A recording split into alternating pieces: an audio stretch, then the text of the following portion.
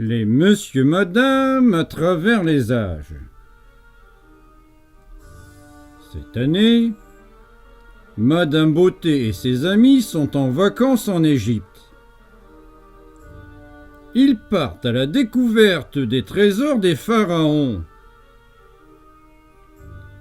Les temples, le sphinx, les grandes statues. Mais attention à ne pas se perdre dans les pyramides, Madame Beauté.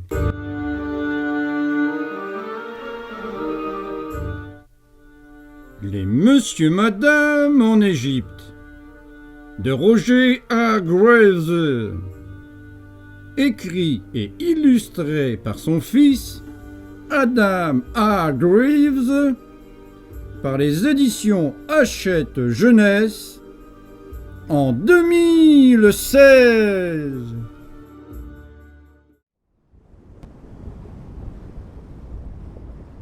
Cette année, Madame Beauté passait ses vacances en Égypte avec ses amis. Ils faisaient une croisière sur le Nil pour découvrir les trésors des pharaons. J'aurais pu être une merveilleuse reine d'Égypte, déclara Madame Beauté sous les yeux agacés de Monsieur Grincheux. Ils firent escale devant le temple de Luxor. Madame Beauté observa d'un air envieux les gigantesques statues et l'entrée du temple. Elle aurait tant aimé avoir une statue gigantesque comme celle-ci, à son effigie, une statue de la reine Beauté du Nil. À l'intérieur, les colonnes et les murs étaient couverts d'écritures anciennes. Monsieur Curieux ne comprenait rien aux hiéroglyphes. Je me demande ce que ça signifie, murmura-t-il. Ça veut dire gros nez. Se mit à rire Madame Chippy. À l'extérieur du temple, ils trouvèrent des chameaux et l'un d'entre eux, qui semblait aussi grincheux que Monsieur Grincheux, mangea le chapeau de Madame Beauté. « C'est mon plus beau chapeau !» cria Madame Beauté. La pauvre! Elle fut obligée de porter son deuxième plus beau chapeau. Elle n'était pas très contente. Elle semblait même aussi mécontente que Monsieur Grincheux. En revanche, le chameau, lui, avait l'air plus heureux après son petit encas. Ils grimpèrent à dos de chameau et partirent à travers le désert sous un soleil de plomb.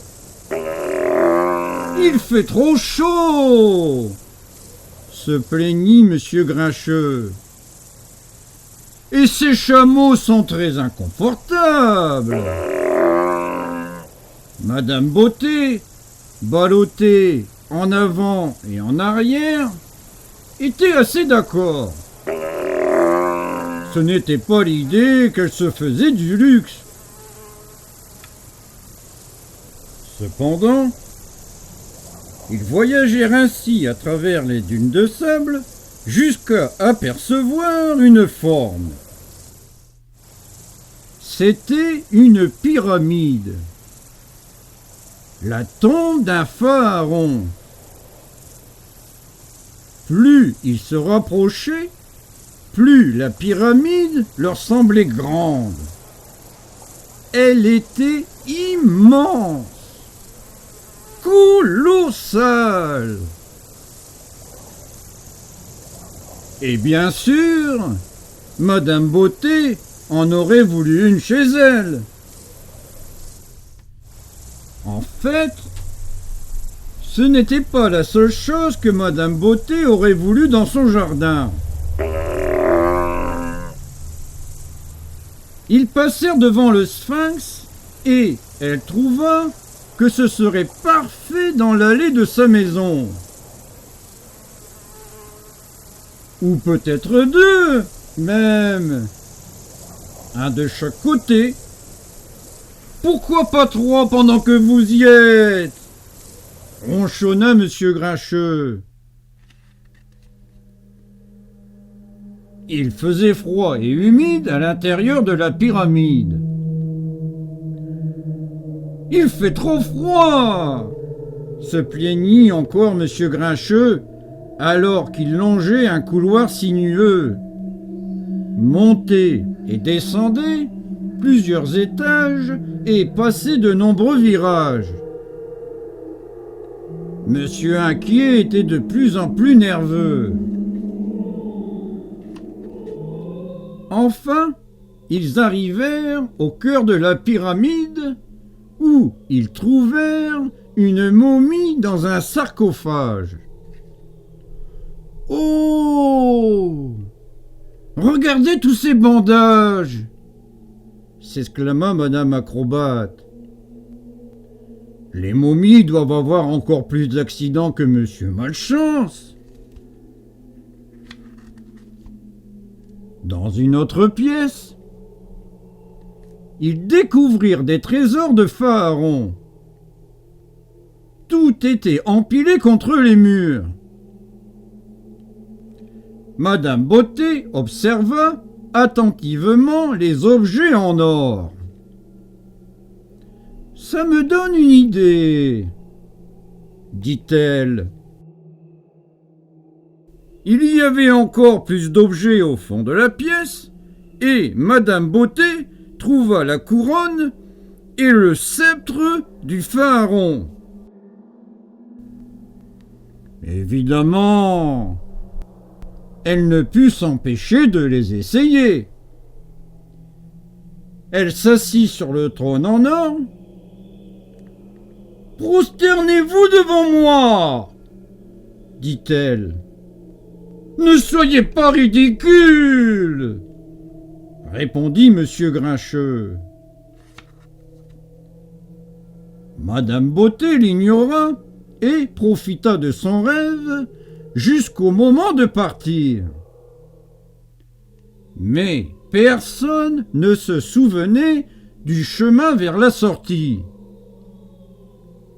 « Malheur !» s'écria Monsieur Inquiet. « Nous sommes piégés ! Nous ne sortirons plus jamais! Nous sommes condamnés! Monsieur Bruit pourrait crier à l'aide! » suggéra Madame Acrobate.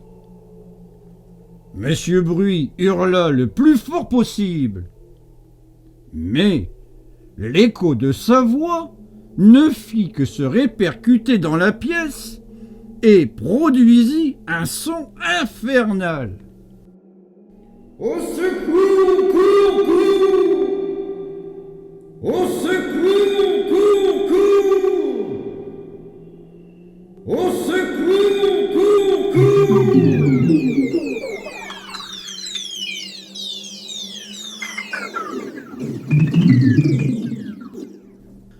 Qu'est-ce que c'est que ça? Demanda soudain Madame Petite en ramassant un morceau de bandage. Je crois que ça m'appartient, répondit Monsieur Malchance. Et en effet, c'était bien le bandage de Monsieur Malchance. C'est à ce moment-là qu'il réalisa que presque toute la bandelette s'était déroulée. Si nous suivions le bandage de Monsieur Malchance, peut-être que nous retrouverons la sortie, proposa Madame Petite. Et elle avait raison.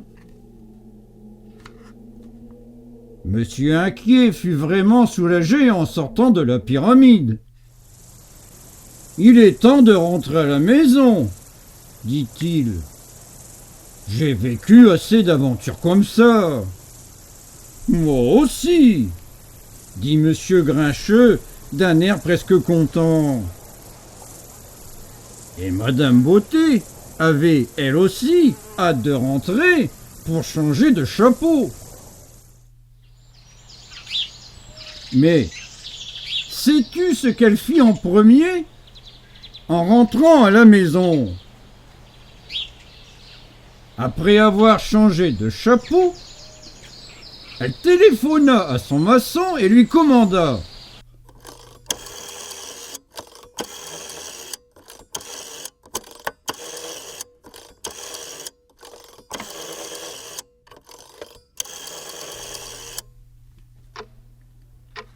une pyramide et aussi une statue de sphinx et un petit temple de rien du tout.